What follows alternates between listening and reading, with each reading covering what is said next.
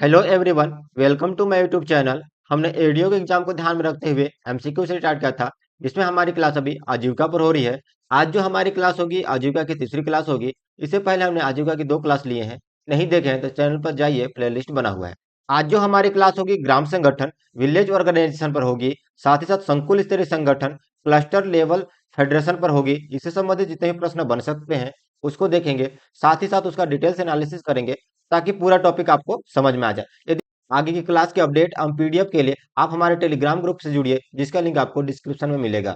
पहला प्रश्न है, ग्राम संगठन के संबंध में सही नहीं है। ऑप्शन ए, एक ही गांव के 6 या 6 से अधिक स्व सहायता समूह से मिलकर बनता है। ऑप्शन बी, केवल एक ही गांव के स्व सहायता समूह शामिल होगा। ऑप्शन सी, यदि एक गांव में 6 से कम स्व सहायता समूह है तो पास के गांव के समूह को मिलाकर बनाया जाता है। ऑप्शन डी, ग्राम संगठन का नामकरण सामान्य सभा में किया जाता है। देखिए, ग्राम संगठन के संबंध में क्या बोल रहे हैं, सही नहीं है। इसका सही उत्तर हो जाएगा option number B. Option number B, केवल एक ही गांव के स्व सहायता समूह शामिल है। अब समझिए, अब हमने पिछला क्लास में देखा था कि जो स्व सहायता समूह होती है, 10 से 15 सदस्यों से मिलकर क्या बनता है, स्व सहायता समूह बनता है। अब क्या होगा, स्व सहायता से मिलकर क्या बनेगा, ग्राम संगठन। स्व सहायता समूह से मिलकर क्या बनेगा, ग्राम संगठन, जिसको क्या बोलते हैं, विलेज ऑर्गेनाइजेशन।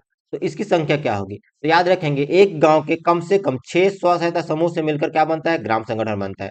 कम से कम 6 स्व सहायता समूह से मिलकर क्या बनेगा, ग्राम संगठन बनेगा। लेकिन मान लीजिए जी, एक गांव में 6 से कम स्व सहायता समूह है। एक गांव में 6 से कम स्व सहायता समूह है, तो क्या करे किया जाएगा, पास के गांव के स्व सहायता समूह को मिलाया जाएगा।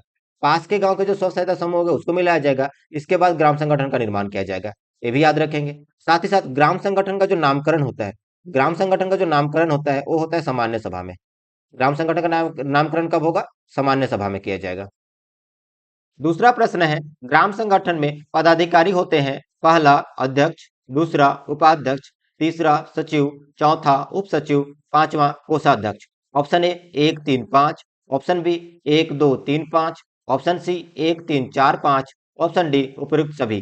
देखिए, ग्राम संगठन में कौन कौन पदाधिकारी होते हैं, याद रखेंगे। ग्राम संगठन के लिए, ग्राम संगठन में जो पदाधिकारी होते हैं 5 होते हैं। क्या क्या होंगे, एक अध्यक्ष होगा, दूसरा क्या होगा, उपाध्यक्ष होगा, तीसरा सचिव होगा, चौथा उप सचिव होगा, और पांचवा कोषाध्यक्ष होगा। 5 पदाधिकारी होंगे, अध्यक्ष, उपाध्यक्ष, सचिव, उप सचिव, कोषाध्यक्ष। जब हम स्व सहायता समूह देखते हैं तो स्व सहायता समूह में 3 पदाधिकारी होते हैं। एक क्या होते हैं, अध्यक्ष होते हैं। एक क्या होते हैं, अध्यक्ष होते हैं। दूसरा क्या होते हैं, सचिव होते हैं। और तीसरा क्या होते हैं, कोषाध्यक्ष होते हैं। देखिए, स्व सहायता समूह में उपाध्यक्ष और उप सचिव नहीं होते हैं, यही याद रखेंगे। ग्राम संगठन में क्या होंगे, 5 पदाधिकारी होंगे। इसका सही उत्तर क्या आ जाएगा, ऑप्शन नंबर डी। तीसरा प्रश्न है, ग्राम संगठन सहायिका के संबंध में सही नहीं है। ऑप्शन ए, स्व सहायता समूह के पुस्तक संचालकों में से ही चयन किया जाता है। ऑप्शन बी, ऐसे पुस्तक संचालक जिसको 75 बैठकों का लिखने का अनुभव हो।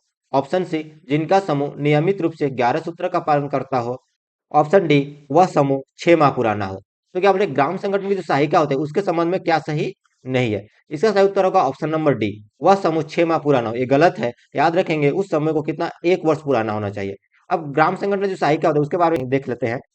अभी बताया मैं कि ग्राम संगठन किससे मिलकर बनता है, स्व सहायता समूह से मिलकर बनता है। कम से कम कितना होना चाहिए, 6। अब मान लेते हैं हम कि 7 स्व सहायता समूह मिलाकर, 7 स्व सहायता समूह से मिलाकर ये क्या बना है, ग्राम संगठन बना है। ये जो 7 समूह है सभी का क्या होगा, पुस्तक संचालक होगा। और इन्हीं पुस्तक संचालक में से किसी एक का जो चयन होगा क्या होगा, सहायिका, ग्राम संगठन सहायिका के रूप में किया जाएगा। याद रखेंगे, जिस पुस्तक संचालक का चयन ग्राम संगठन सहायिका के रूप में किया जाता है उसे 75 बैठकों का लिखने का अनुभव होना चाहिए। कम से कम कितना, 75 बैठकों का लिखने का अनुभव हो। साथ ही साथ जिस समूह से किया जा रहा है, जिस समूह से किया जा रहा है उस समूह को क्या करेगा, 11 सूत्र का पालन करना चाहिए। साथ ही साथ वह समूह कितना हो, 1 वर्ष पुराना हो। तो जिस समूह से ग्राम संगठन सहायिका के रूप में चयन किया जा रहा है उसके लिए 2 याद रखें, वह समूह 11 सूत्र का पालन करता हो, साथ ही साथ 1 वर्ष क्या हो, पुराना हो। चौथा प्रश्न है, ग्राम संगठन की कार्यकारिणी समिति के संबंध में सही है। ऑप्शन ए, सभी समूह के सदस्यों से मिलकर बनता है। ऑप्शन बी, सभी समूह के अध्यक्ष से मिलकर बनता है। ऑप्शन सी, सभी समूह के सचिव से मिलकर बनता है। ऑप्शन डी, सभी समूह के अध्यक्ष और सचिव से मिलकर बनता है। देखिए, ग्राम संगठन में क्या होता है, कार्यकारिणी समिति होता है। क्या होगा, कार्यकारिणी समिति होगा। ये कैसे बनता है, तो याद रखेंगे, जितने भी स्व सहायता समूह शामिल होते हैं ग्राम संगठन में, जितने भी स्व सहायता समूह शामिल होते हैं ग्राम संगठन में, उनके अध्यक्ष अध्यक्ष और सचिव को मिलाकर क्या बनाया जाता है, कार्यकारिणी समिति बनता है। अध्यक्ष और सचिव को मिलाकर क्या बनता है? कार्यकारिणी समिति। इसका सही उत्तर क्या आ जाएगा? ऑप्शन नंबर डी, सभी समूह के अध्यक्ष और सचिव को मिलाकर बनता है। पांचवा प्रश्न है, ग्राम संगठन को स्टार्टअप फंड के द्वारा कितने रुपए का अनुदान दिया जाता है? Option A 12,000, option B 15,000, option C 30,000, option D 35,000। तो ग्राम संगठन को स्टार्टअप फंड के द्वारा कितने रुपए का अनुदान दिया जाता है? इसका याद रखेंगे 35,000। कितना दिया जाएगा? 35,000। इसका सही उत्तर हो जाएगा ऑप्शन नंबर डी। जब हम स्व सहायता समूह देखे थे तो स्व सहायता समूह को दिया जाता है 15,000। स्व सहायता समूह को कितना दिया जाएगा? 15,000। जबकि ग्राम संगठन को कितना दिया जाता है? 35,000। छठवां प्रश्न है, ग्राम संगठन की बैठक के संबंध में सही है। ऑप्शन ए, कार्यकारिणी समिति की बैठक माह में एक बार होती है। ऑप्शन बी, ग्राम संगठन की सामान्य बैठक 3 माह या 6 माह में होती है। ऑप्शन सी, ए और बी दोनों सही है। ऑप्शन डी, इनमें से कोई नहीं। देखिए, ग्राम संगठन की जो बैठक होती है उसके संबंध में क्या सही है? ऑप्शन ए, कार्यकारिणी समिति की बैठक माह में एक बार होती है, ये सही है। कार्यकारिणी समिति की जो बैठक होती है माह में कम से कम कितने बार होना चाहिए? एक बार होना चाहिए। साथ ही ग्राम संगठन का जो सामान्य बैठक होता है तो सामान्य बैठक 3 माह या 6 माह में होती है। सामान्य बैठक या तो 3 माह में होगी या कितने में होगी? 6 माह में होगी। इसका सही उत्तर हो जाएगा ऑप्शन नंबर सी, ए और बी दोनों सही है। सातवां प्रश्न है, संकुल स्तरीय संगठन के संबंध में सही नहीं है। ऑप्शन ए, 20 से 30 ग्राम पंचायत के ग्राम संगठन को मिलाकर संकुल स्तरीय संगठन बनाया जाता है। ऑप्शन बी, न्यूनतम 10 ग्राम संगठन होते हैं। ऑप्शन सी, ग्राम संगठन 6 माह पुराना होना चाहिए। ऑप्शन डी, इनमें से कोई नहीं। देखिए, संकुल स्तरीय संगठन के संबंध में क्या सही नहीं प्रश्न पूछ रहा है। 20 से 30 ग्राम पंचायत के ग्राम संगठन को मिलाकर संकुल स्तरीय संगठन बनाया जाता है, सही है। न्यूनतम 10 ग्राम संगठन होते हैं, ये भी सही है। ग्राम संगठन 6 माह पुराना होना चाहिए, ये भी सही है। तो ए बी सी कोई सही नहीं है, तो इसका सही उत्तर क्या आ जाएगा? Option number D. अब संकुल स्तरीय संगठन को देखते हैं। सदस्यों को मिलाकर क्या बनाया जाता है? तो स्व सहायता समूह बनाया जाता है। सदस्यों को मिलाकर क्या बनाया जाता है? स्व सहायता समूह बनाया जाता है। और स्व सहायता समूह से क्या बनता है? ग्राम संगठन बनता है। स्व सहायता समूह से मिलकर ग्राम संगठन बनता है। ग्राम संगठन से मिलकर क्या बनेगा? संकुल स्तरीय संगठन, CLF, जिसको क्या बोलते हैं? क्लस्टर लेवल फेडरेशन कहा जाता है। तो ग्राम संगठन से मिलकर क्या बनता है? संकुल स्तरीय संगठन। इसके लिए क्या क्या याद रखेंगे? 20 या 30 ग्राम पंचायत के 20 या 30 ग्राम पंचायत के ग्राम संगठनों को मिलाकर बनाया जाता है। इसके लिए भी याद रखेंगे कम से कम कितने हो सकते हैं? तो कम से कम 10 ग्राम संगठन हो सकते हैं, तब संकुल स्तरीय संगठन बनाया जा सकता है। और याद रखेंगे जो ग्राम संगठन जो होगा 6 माह पुराना होना चाहिए। ग्राम संगठन कितना? 6 माह पुराना होना चाहिए। आठवां प्रश्न है, संकुल स्तरीय संगठन के बचत खाते का संचालन निम्न में से किन किन के संयुक्त हस्ताक्षर से होता है? पहला अध्यक्ष, दूसरा सचिव, तीसरा कोषाध्यक्ष। ऑप्शन ए 1 और 2, ऑप्शन बी 2 और 3, ऑप्शन सी 1 और 3, ऑप्शन डी 1, 2 और 3। देखिए, संकुल स्तरीय की जो बचत खाता होगी किन किन के संयुक्त हस्ताक्षर से संचालन होगा?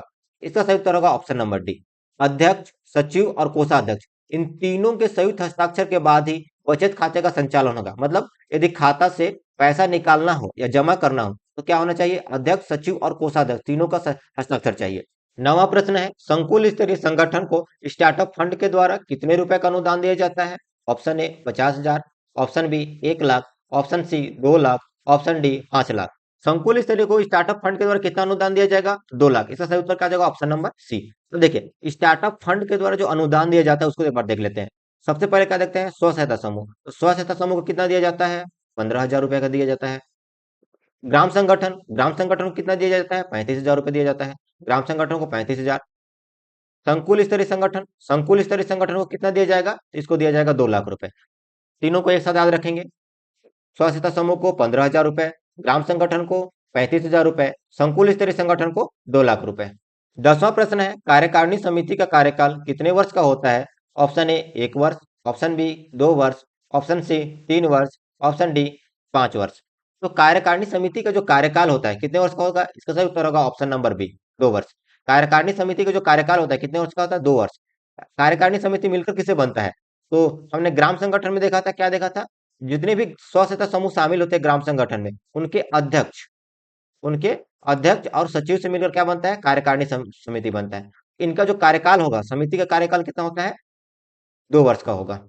यदि चैनल पर नए हैं तो चैनल सब्सक्राइब कीजिए, साथ ही साथ बेल आइकन प्रेस कर लीजिए ताकि आगे आने वाली क्लास की नोटिफिकेशन आपको मिल सके।